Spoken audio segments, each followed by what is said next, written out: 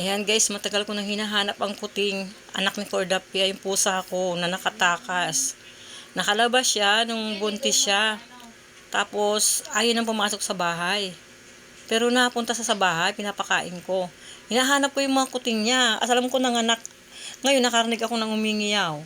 Ito pala sila dito sa dingding. Ano naman tayo?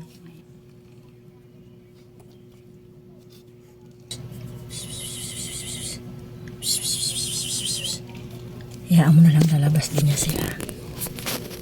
Ayan sila, oh.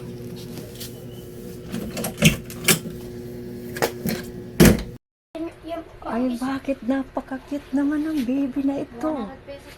Ha? Bakit napaka-cute naman ito? Ha? Ay, cute niya, guys.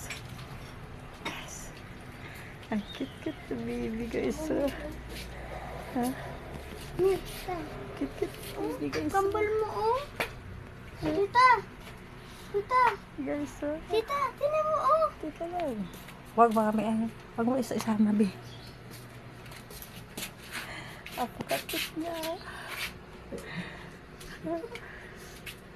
Mas ang laki niya, ta. Napaka-cute. Oh. Kala ko nawala na sila. Ay, napaka-cute. Oh. Black, no? Mana ka kay daddy?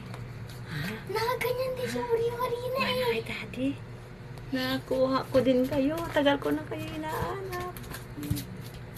Ay. Hindi siya na kain. Ang nonchalant niya. Guys, for adoption tong orange ha. Half Persian po ito. Half bred siya. Ang laki naman. Ito lang po yung orange ang ipapa-adapt ko. May orange na po ako.